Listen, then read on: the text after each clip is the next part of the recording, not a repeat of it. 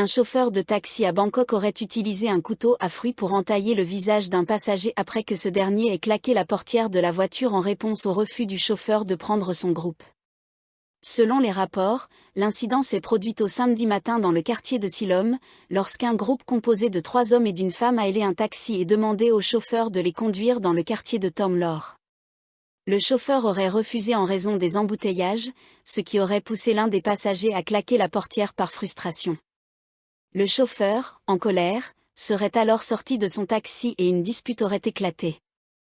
Le chauffeur aurait sorti un couteau à fruits et entaillé le visage de l'homme qui avait claqué la portière. L'attaque a laissé une blessure de plus de 10 cm sur le visage de la victime. L'homme blessé a déclaré aux journalistes que l'entaille avait nécessité 32 points de suture.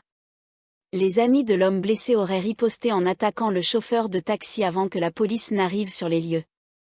Suratani, de fortes vagues et des inondations dues à l'élévation du niveau de la mer ont causé des ravages dans les communautés côtières de cette district de cette province du sud de la Thaïlande dimanche.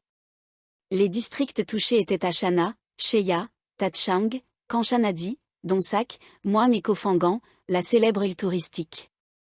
Des rafales de vent violentes et des vagues de 3 à 4 mètres de haut ont frappé le village Muam du Tambon Chonlakram, dans le district de Donsak, tôt le matin, provoquant des inondations et contraignant 200 familles à déplacer leurs biens vers des terrains plus élevés avec l'aide des secouristes d'urgence.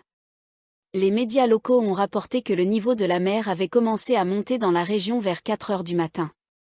Dans le Tambon Phumrian du district de Cheya, 4 bungalows en bord de mer au Ad Kamnan Camping Resort se sont effondrés après que des vagues de plus de 3 mètres aient détruit une digue en béton de 30 mètres de long à proximité. Je n'ai jamais vu de vague aussi puissante en près de 50 ans d'existence. Depuis 7h30, les vagues frappaient de plus en plus fort jusqu'à ce que la digue devant notre station s'effondre, a déclaré Boonrub Tontuan, le gérant de 49 ans du complexe touristique. J'avais peur que les bungalows ne s'effondrent dans la mer si le mauvais temps continuait. Finalement, ils se sont effondrés.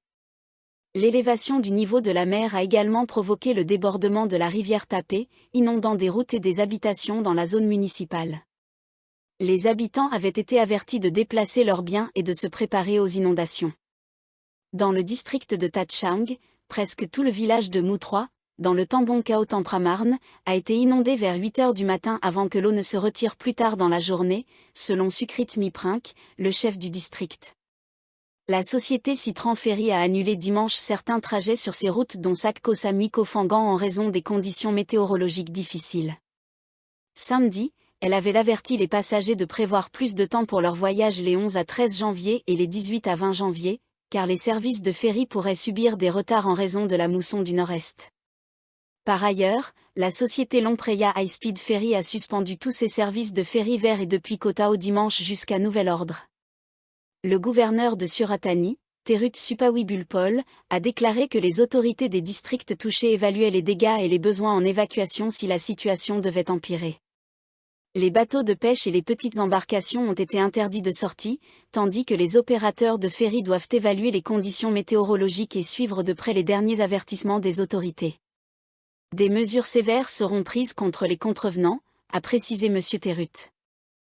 Le tireur ayant tué un ancien député cambodgien de l'opposition dans le centre de Bangkok la semaine dernière a refusé de révéler l'identité du commanditaire de l'assassinat, invoquant des craintes pour la sécurité de sa famille, selon la police.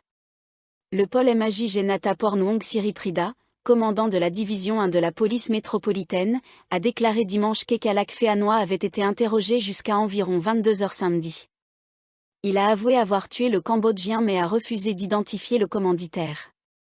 Selon le chef de la division de police, l'ancien marin de 42 ans a admis être le tueur à gages ayant assassiné Lim Kimya dans le district de Phra Nakhon à Bangkok.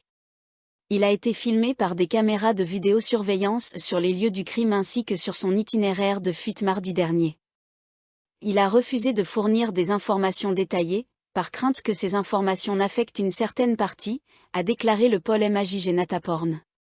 Samedi, M. Ekalak a refusé de rencontrer ses proches y compris sa mère qui lui avait rendu visite, a déclaré le chef de la division de la police de Bangkok. Il a informé sa mère par téléphone qu'il souhaitait être puni en prison, puis a mis fin à l'appel.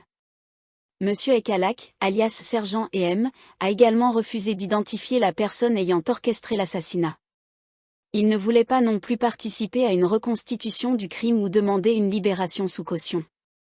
Une source policière a confirmé que Monsieur Ekalak avait avoué le meurtre mais refusait d'impliquer d'autres suspects. Il a déclaré à la police qu'il ne souhaitait pas causer de problème à sa famille ou à d'autres personnes proches de lui. Après le meurtre, Monsieur Ekalak a fui au Cambodge, où il a été arrêté mercredi avant d'être extradé samedi.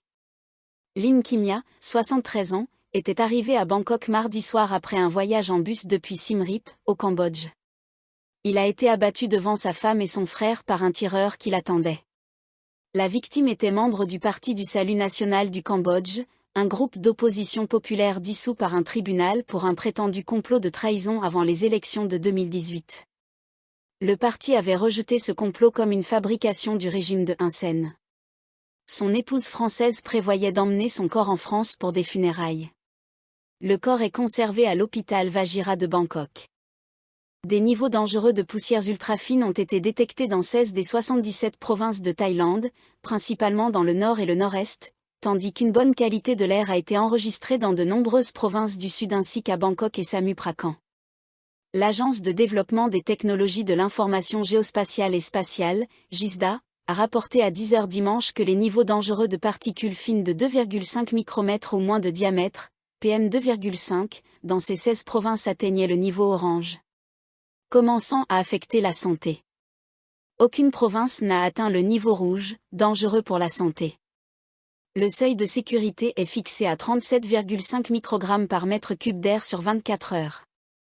Les niveaux oranges de PM2,5 dans les 16 provinces allaient de 37,8 à 43,7 mg/m dans les provinces suivantes, Amna Charoen, Bueng Kan, Buriram, Kalazin, Kamphaeng Phet, Lampan, Lanphin, Loei, Nakhon Phanom, Nakhon Ratchasima, Phi, Prachinburi, Sa-Kaeo, Sukhothai, Surin et Tak.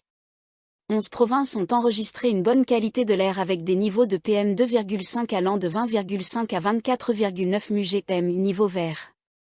Dans un ordre croissant, les 11 provinces, pour la plupart situées dans le sud, étaient Yala, Narathiwat, Pattani, Bangkok, Samut Prakan, Trang, Satun, Phatthalung, Songkhla, Krabi et Ranong.